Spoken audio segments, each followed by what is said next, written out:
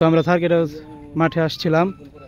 এই যে circuit house মাঠ, এই হচ্ছে। সো এইখান থেকে এই যে একটা ছোট টং দোকান, এই টং দোকানের ভিতরে চাচা বাঁশি বাজাইতেছে। আমি যে সাইকেলে, এই যে কাকু বাঁশি বাজাইতেছে।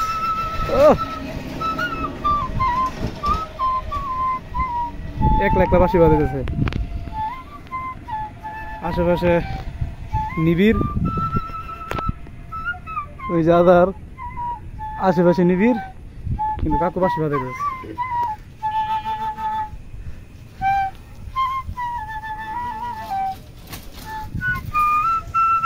অল্প কিছু দোকানে অল্প কিছু প্রোডাক্ট।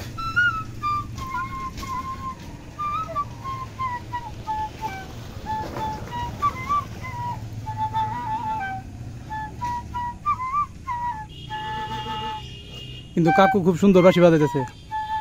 আমরা বাসায় যেতেছিলাম, বাঁশি বাজানো দেখে আমরা থামলাম।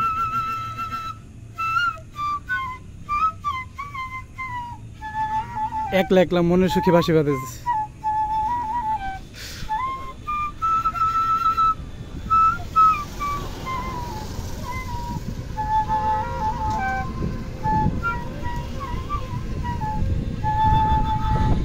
ও কাকু একলা একলা বাঁশি বাজাও প্রতিদিন?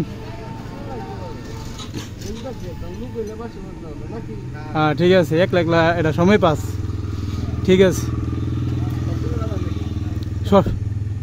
যখন মন খারাপ থাকে তখন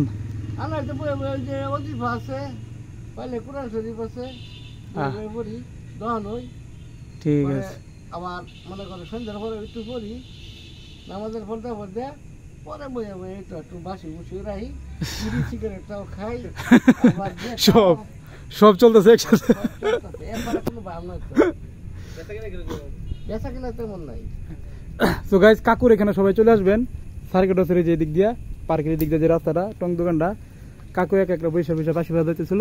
আলহামদুলিল্লাহ। তো আপনারা ময়মনসিংহে যে আসেননি তো ঘুরতে, তো কাকুর এখানে আসবেন, বাঁশিও বাজাইতে পারবেন, বাঁশি বাজানো শুনতে পারবেন, প্লাস টুকটাক এই যে হালকা পাতা নাস্তা আছে খাইতে পারবেন।